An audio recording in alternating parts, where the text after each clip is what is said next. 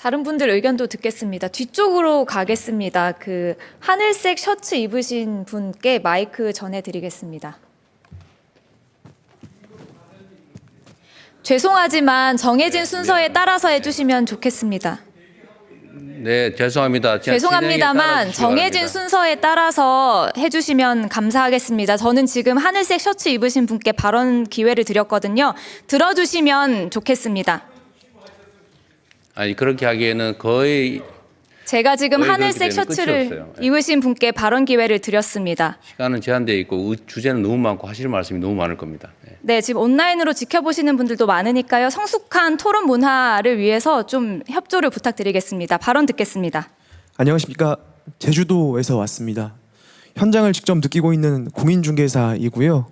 네, 아까 말씀하시겠다고 하셨던 분 네, 손 말씀하세요. 드시고 순서를 지켜주시면 좋겠습니다. 마이크 아니 그 말씀 전해드릴 테니까. 하세요. 네, 네. 마이크 전해드릴 테니까 네, 네. 소개해주시고 발언 간략하게 좀 부탁드립니다. 무례하게 대통령께서 괜찮아요. 계신데 하십시오. 예. 말씀해서 죄송합니다. 저는 고종환 한국자산관리연구원장 겸 한양대 부동산대학원 네, 네. 특임 교수로 있고요. 우리 이억원 위원장님 계십니다만 현재 금융위의 금융심의발전위원회를 하고 있습니다. 세 가지만 좀 꼭 네. 말씀드리려고 이 기회가 아니면 또 대통령님도 오래간만에 뵙는 네, 것 같고요. 네.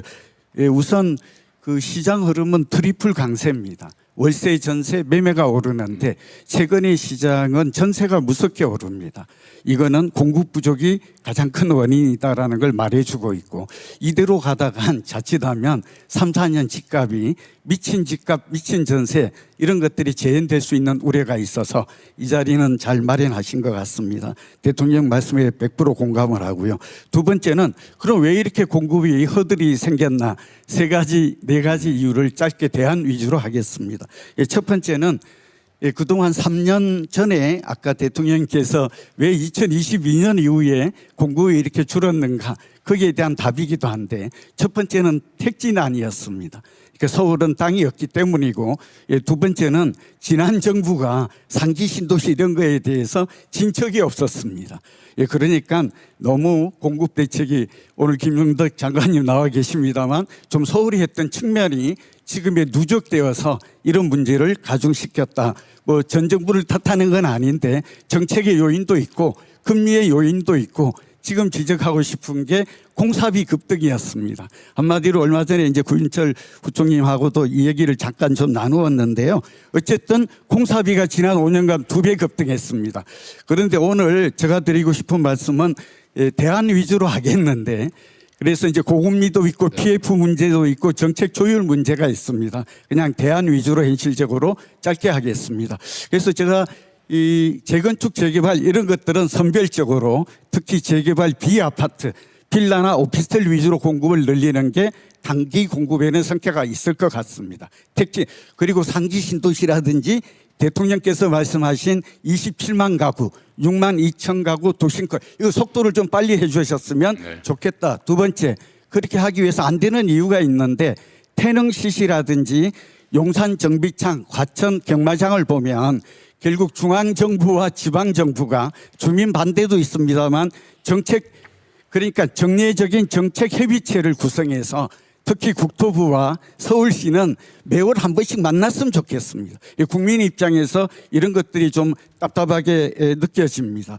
공사비 급등 문제가 오늘 제가 드리고 싶은 말씀인데 이렇게 오르는 이유는 자재비 급등이 있습니다. 그러니까 시멘트, 철강 이런 것들이 많이 오른 건 아시겠고 인건비 급등에 자리 잡고 있습니다. 그래서 대안으로는 저는 자재 비축 제도를 좀 제안합니다. 토지 비축, 원유 비축처럼 그렇게 하면 대량 공급을 통해서 좀 원가를 낮출 수 있지 않을까 그런 생각을 하게 하고요. 두 번째는 해외의 기능 인력 같은 것들을 인력 커트제를 한시적으로 좀 해제해 줬으면 좋겠습니다. 조선업처럼. 이게 지금 인건비 급등의 원인이 됩니다.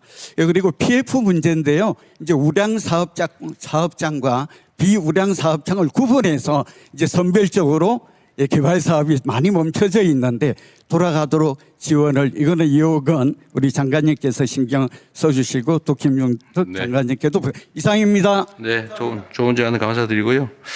어쨌든 3기 신도시들을 포함해서 기존에 발표된 지역의 착공이 지연되는 건 정말 심각한 문제여서 우리 내부적으로는 이게 무슨 60몇 개월 걸린다고 그래서 저희들이 한 절반 이하로 지금 줄이기 위해서 지금 그 내부 검토 중이라는 말씀을 드립니다.